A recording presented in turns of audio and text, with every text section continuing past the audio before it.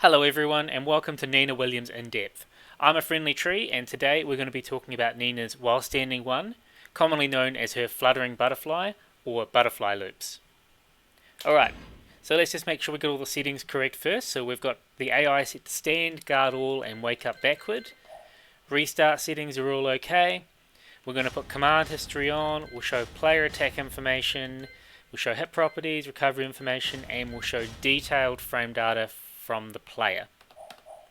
Now, why is it called Fluttering Butterfly? If I go to the move list and we look here, we can see while rising moves. While rising 1-4 is known as the diving hornet. While rising 1+2 is known as the fluttering butterfly.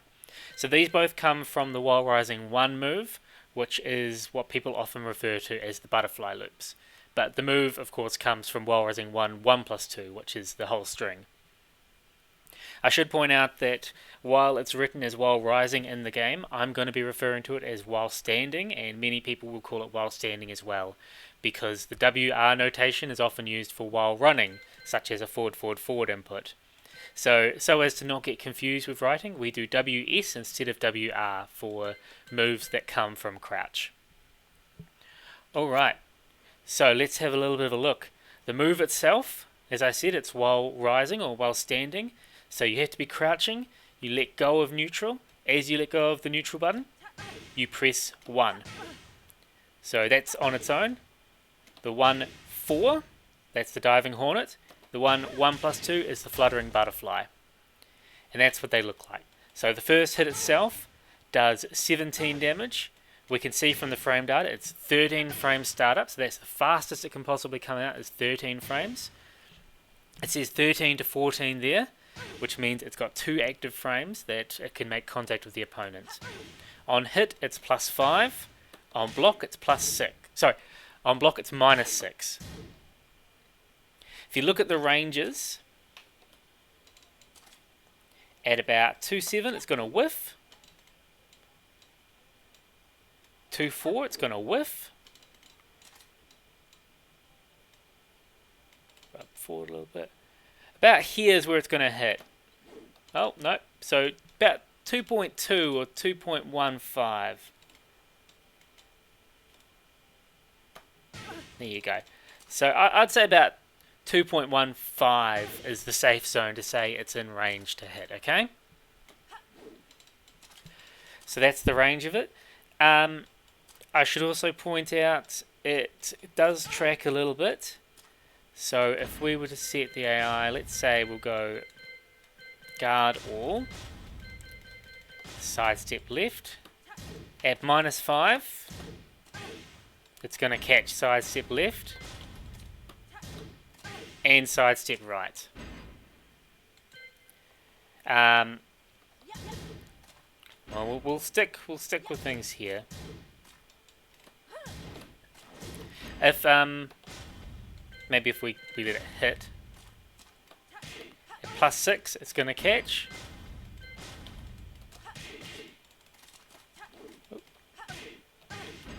Oh, whoops, sidewalk. I want side step. Sorry, everyone. It's going to catch there too, okay? Now, at the lower frames, you can sidestep left. But it'll catch sidestep right.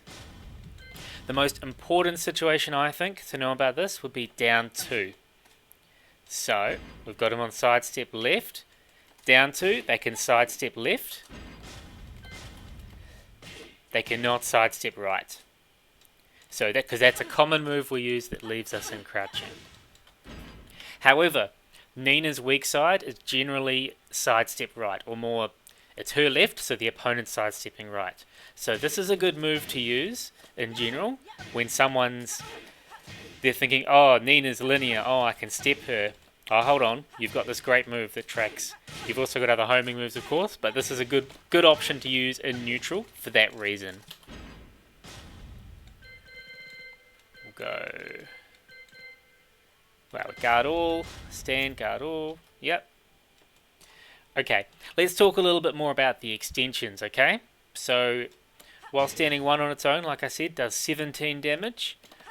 Oh, while standing 1+2, 35 damage in total, okay? This is a mid-high-high, natural combo. That means that this can be used as a 13 frame while standing punisher, or anything up to really 18, well, anything up to 18 frame when you recover crouching. This can often be your best option, unless you're really good at doing crouch cancel reverse ivories, which can work as a 17 frame. But that's tricky. Sometimes while standing 2 won't reach, so while standing 1, 1+2 is our go-to punisher there. It's a natural combo. It causes a tail spin in the air. It can also cause a wall break, or a wall splat, or a balcony break. So that's Fluttering Butterfly. What about Driving Hornet? While standing 1-4, we can see this is not a natural combo. Oh, we key charge. Still not a natural combo, okay? The second hit does 20 damage and is a launcher though. So, easy combos. Yeah. This is good. It's a good mix-up, because you've got the highs, they might try and duck, and then you've got the mid here. A big catch here is, if we go, maybe if I go record,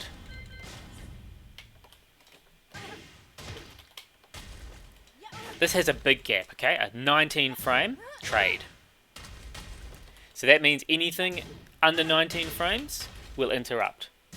Meaning you can get a lot of damage if, well, the opponent can get a lot of damage if they think you're doing this. Also, I wanted to point out sidestepping for this too, okay? So while standing 1, 1+2, sorry, let's set them to guard all. They cannot sidestep left, but they can sidestep right while standing 1, 1+2. While standing 1-4, they can step left. They cannot step right. Just so you know, they cannot sidewalk either. And with this one, oops, they cannot sidewalk either, okay? So, while standing 1, 1+2, they can sidestep right. While standing 1-4, they can sidestep left. Additionally, let's go back to the recording, sorry. Here we go. This has a huge, so 19 frame gap trade, like I said. It's only if you block the first hit. Otherwise, you can't even get a 10 frame to work. But you do have time to power crush or attack reversal. You cannot sidestep it.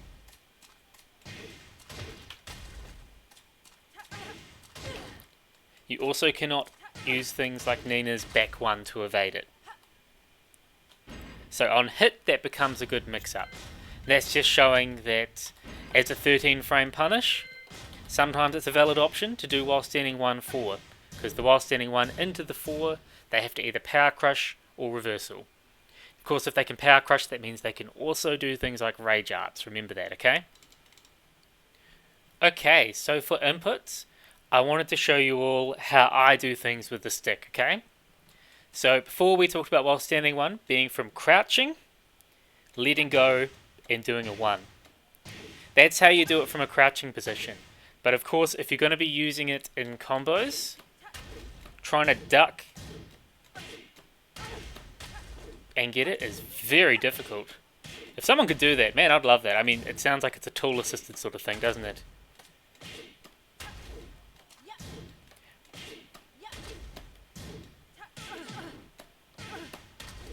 That's tricky. So what we do is we do while standings, okay? We do instant while standings, which Nina has a few different ways she can do. First off, you can use a quarter circle forward, okay? So with Nina's quarter circle forward or down forward, either one, she can get access to her while standing moves quicker. But you might find this timing quite difficult, because if you do the quarter circle forward, into the attack, you're going to get a quarter circle forward move, because surprisingly, she has one for every combination except for 1+4 and 2+3, which she still has interesting ones with in different ways. But what we want to do is we either do a quarter circle forward neutral, or down forward neutral, or down forward neutral, or we can use another input to negate the neutral, okay? So to substitute the neutral and make sure we don't get a quarter circle forward input coming out. The most common one is up forward. But you could also use back, down, up, anything like that, okay? So that's the way that I'm most comfortable doing it, is with up forward. But there's no reason you can't use another direction too, okay? The other thing I want to point out of this quarter circle forward neutral, you got a lot of time to do it, okay? So it's not that you have a single moment to do it in. You'll get it, but there's multiple different timings. So when it comes to using it in combos and such, you've got to get used to the right timing to do it. You can also get these coming out of forward sway moves, such as side step 1 forward, neutral 1. Once again, if you hold the forward, it's going to come out as a quarter circle forward 1. Or down forward 3-2 forward, neutral 1. Down forward 1-2 forward, neutral 1. Okay? So that's different ways that you can get while standing 1 to come out. Let's have a little bit more of a look at the input of getting how I do it on stick here, okay? So I do down forward, forward, up forward 1.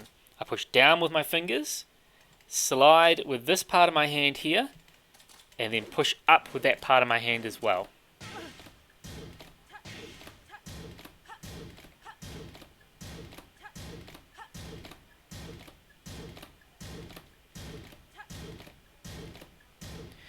If you find yourself getting either a jab, or if you're getting a jab, it means the down's not registering. Sorry. If you're getting a jab, it means the down's not registering. So you're doing one. Oh, kind of hard to replicate. I'm so used to doing the timing. I'm trying to get the timing wrong. Sorry, guys. Anyway, if you get anything that's not what you expect, the most common answers are you're either pressing the attack and the forward at the same time and getting quarter circle forward. You're doing the move before you recover. So I've got hit recovery on, so you see Nina go sort of a bluey color, and she cannot attack until that comes out. So if I do it too fast, the down and the down forward, or the first inputs I do there, are not registering, and that's getting me to do an up forward 1. Because all that's registering is forward, up, forward 1, or down, forward, up, forward 1. Because you need to register from the down. The down is key here. You need down and down forward, or down and forward, and then either neutral or another input to cancel. Otherwise, you will not get the while standing 1. Okay? So you've got to get used to the timing here. There are many different ways you can do this. You can look for... You can look at Nina's movement, for example. So like I said, I've got it so she's shaded out blue through the display setting of recovery animation. So that tells me when she's going to recover to do the next input. You can get a feel for the timing yourself, but other things you can do, you can look at things such as, if you look at Nina's right leg, you see her knee shaking.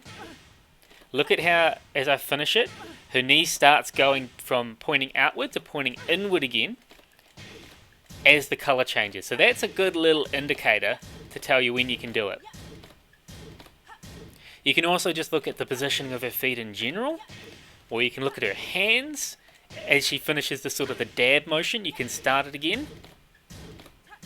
So there are lots of different ways. Some people like finding a song that has a good tempo, maybe, I think people say about 80 BPM, or even just doing it to a metronome.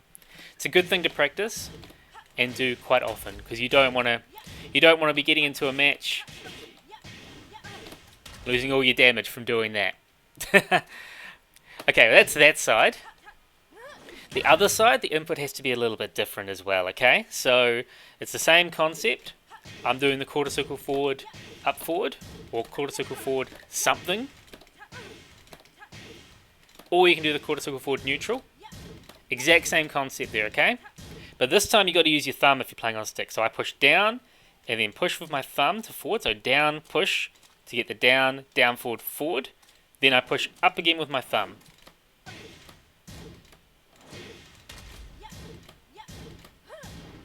And I'm a little bit more rusty on this side at the moment.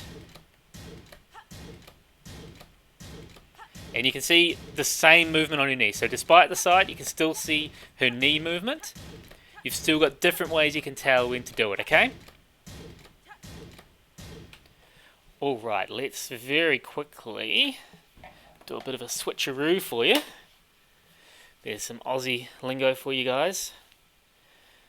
Not that I'm Australian, but you know. Okay, if we're doing it on pad, it's much the same thing, okay? So you can still do the quarter circle forward into another direction.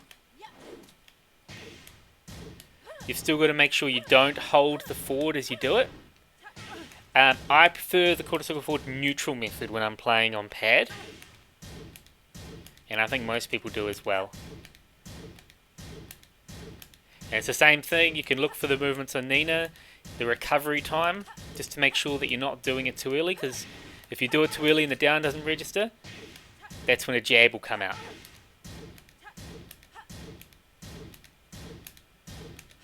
Okay, so I'm just sliding my thumb from down to forward. I do a bit of an upward motion with my thumb. You'll see I sort of flick it off. As I flick my thumb up, I press the attack button.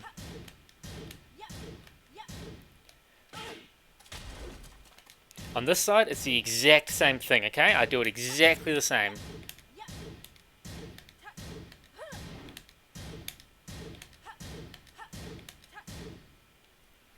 The next thing we need to think about is actual application of the move, okay? So most of the time when people think of fluttering butterfly or butterfly loops, they think of combos. I did mention before, that's a natural combo. That is a 13 frame while standing punisher, so that's another common use of it. And it wall splats, so you can get very high damage near the wall. Can also cause a wall break or a balcony break. The other thing is it causing a tail spin.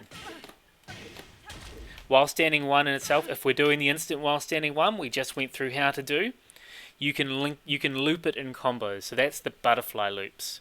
And that's where you can get her max damage combos and her max wall carry from.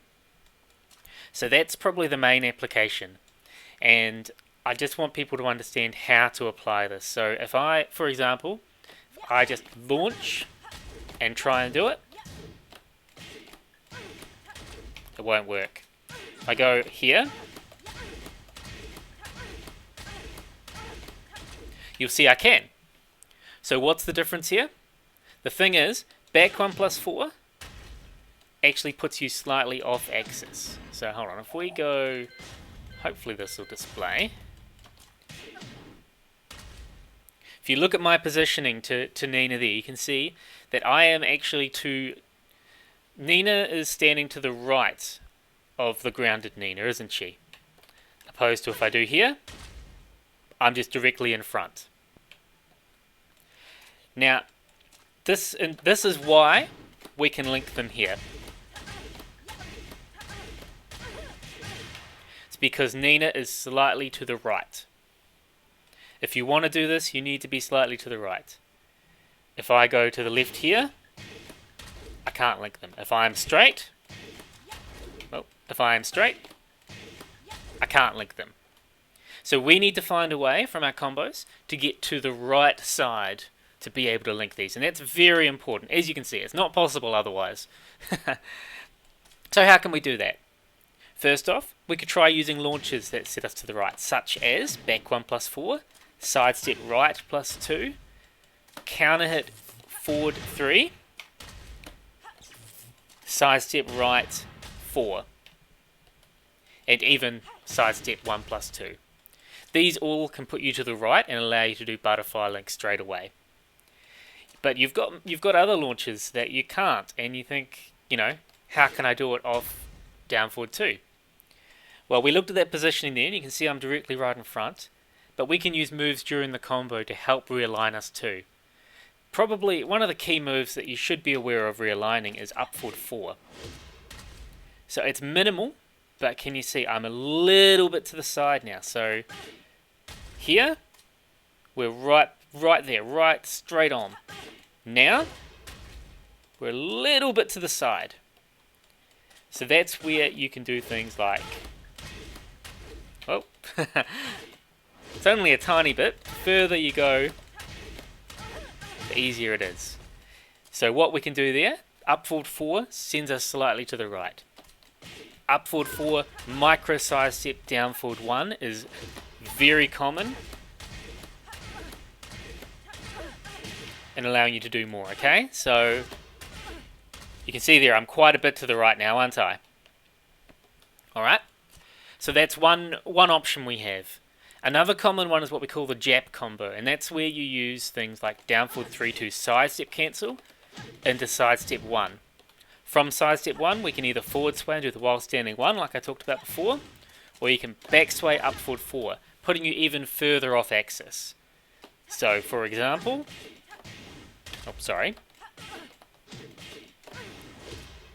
you can see we're quite off axis here, aren't we? So, yeah. Okay, so that's another option. Something else we could do is something like an early tailspin. Okay? So with an early tailspin, I can run up and I can do a while standing 1 and do the same process. Or I can even just sidestep and do it.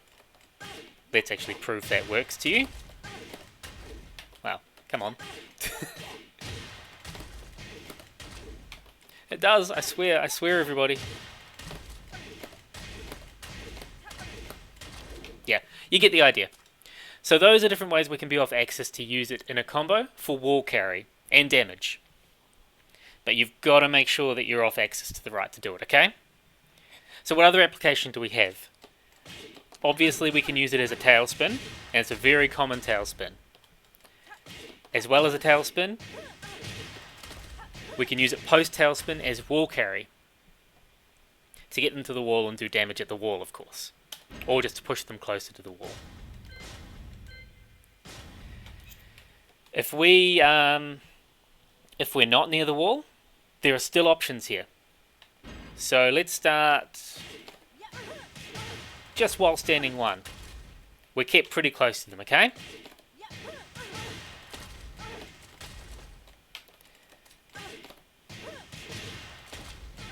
So it can be an option for you to continue your pressure.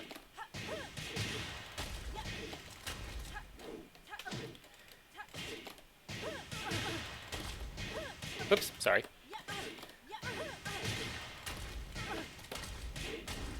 So it's an option you can use there.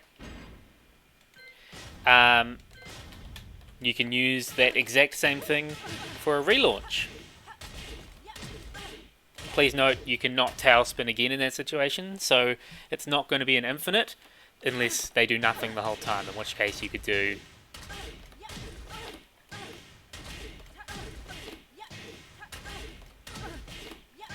but that is in no way an infinite, and it doesn't do much damage, does it?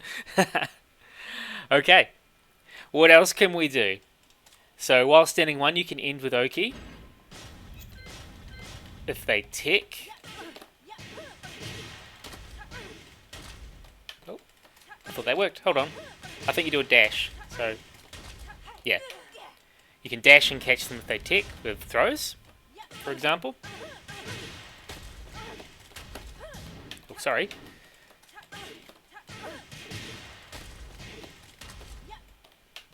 If you time it right. Oh, right. Because they go in that direction, you've got to use the other one. But you can use other throws instead. Anyway, you can continue your pressure with it there. Another common one we see is while standing 1, 1 plus 2. While standing 1, 1 plus 2 is a good option for Oki. A simple option is doing a while standing 1 there. If they back rise there, there's nothing they can do. Like no pressure they can continue. It'll beat get up mid kicks. Oops. Oh well. It'll be get up low kicks.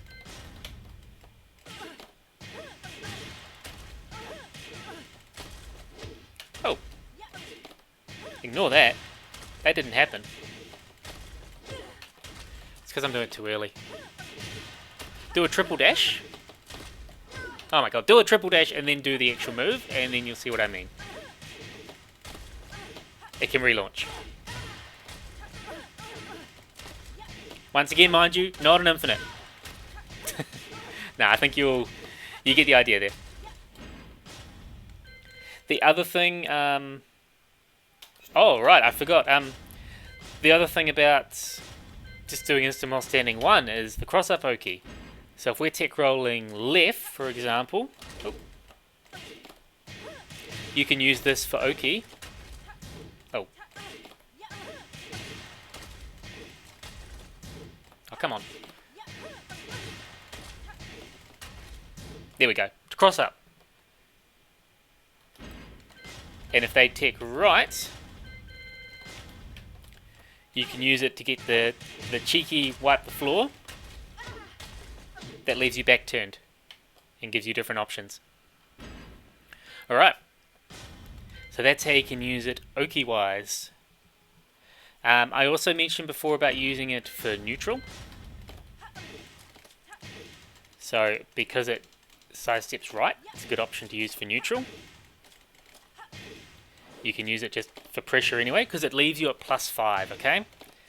So it leaves you in a good situation to continue your pressure. It's the same advantage as your 10 frame and your 12 frame Punisher.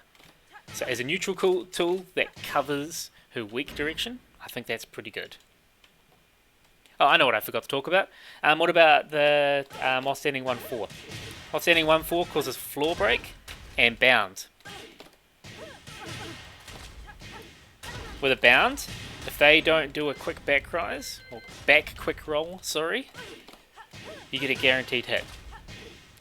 But even if they do a back quick roll, they have to get up in a linear fashion. That's the only way they can get up, so they have to get up backwards. So it's a good way for you to continue applying pressure without fear of them tech rolling, limiting their options to maintain pressure. But generally it's not her best Oki, and generally it's probably better to do 1+4. But you can see how far they get back from that sometimes. Okay, I think the last thing we need to talk about is her wall stuff. So we'll go to a different stage. Go to the Mishima Dojo.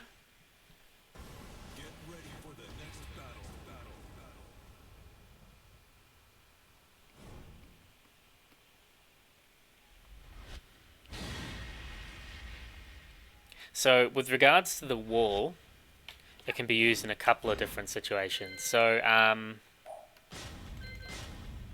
the main one we're going to talk about is going to be things like that. Okay, so it's a common wall hit she can do. 48 damage, and it leaves you... It says +5 there, but I don't believe that. That's just +5 is what the move normally is. It leaves you at a level where you can then read what the opponent's going to do. If they just stay down or if they get up, you can do a charge move like that, or you can do an OTG that can possibly wall bounce, or something like that, or something like that. If you see them tech roll, you've got the opportunity to do a back sway into your betrayer throw. Okay, so that's side tech roll left and tech roll right. Okay, so that's a good thing you can do there. There are other applications you can do with this, but I'm not going to go into too much detail right now. For example, oops, sorry. Oh, wrong direction, that's why.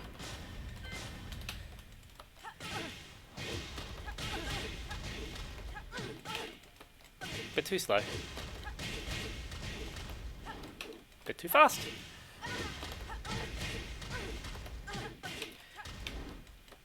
You can use it for cross-ups, just like you can other things, but it's a little bit finicky, and it depends on the character. So I reckon I'm doing it too fast there.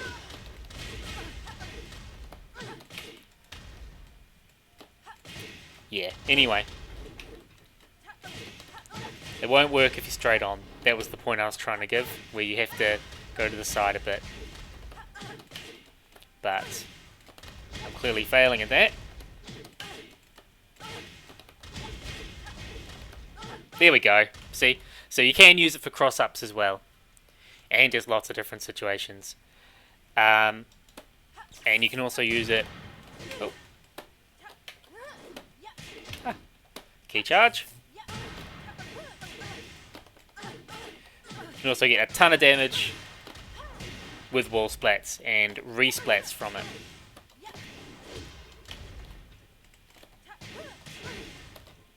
Oh.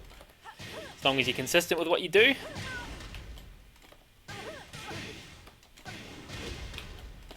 Which I'm clearly not.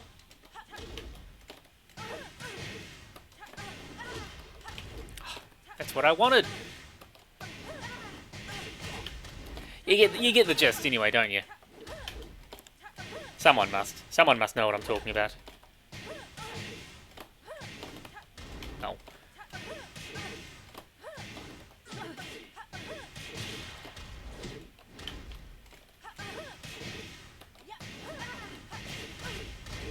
Yeah, you got options like that from the wall splat too.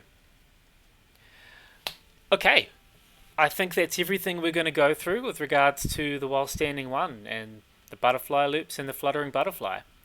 Thank you very much to everybody who's watched this video. I hope it wasn't too lengthy or too boring. Please comment below if you've got any questions about the move and any application of the move that you'd like to know about.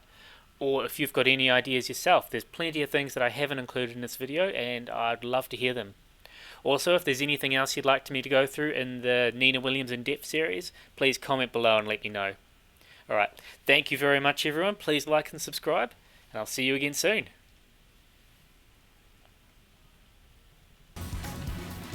You win. What's done is done.